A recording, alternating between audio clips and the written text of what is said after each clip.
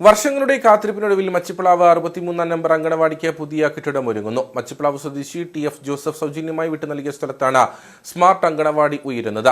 അങ്കണവാടിയുടെ നിർമ്മാണ ഉദ്ഘാടനം ജില്ലാ പഞ്ചായത്ത് അംഗം സോളി ജീസസ് നിർവഹിച്ചു.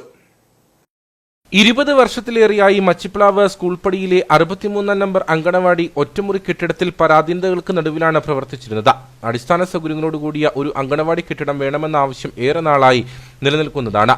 ആവശ്യങ്ങൾക്കൊടുവിലാണ് പുതിയ അങ്കണവാടി കെട്ടിടത്തിന്റെ നിർമ്മാണ ഉദ്ഘാടനം നടന്നത്.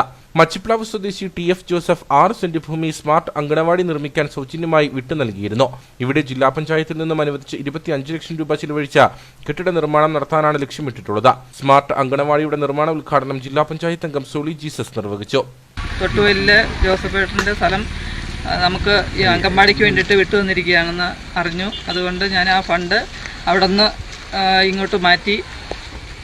ആദ്യം 22 ലക്ഷം രൂപയാണ് അവിടെ വെച്ചായിരുന്നത്. അവിടെ സ്ഥലം കിട്ടാത്തതുകൊണ്ട് വീണ്ടും അത് ആ ഫണ്ട് ഒഴിവായി പോയായിരുന്നു. വീണ്ടും രണ്ടാമത് ഞാൻ വേറെ ഫണ്ട് വെച്ച് ആണ് ഇവിടെ ഈ അങ്കണവാടിക്ക് വേണ്ടിയിട്ട് പ്രയോജനപ്പെടുത്തിയത്.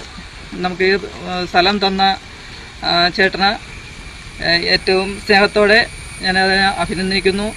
ചടങ്ങിൽ മിൽമ ഡയറക്ടർ ബോർഡ് അംഗം Paul Mathew, DCC general secretary KI Jesus, രക്ഷകർതൃ പ്രതിനിധി Sibu Appakkan, CS Nasar, SA Shajar, Happy K Varghese തുടങ്ങിയവർ പങ്കെടുത്തു.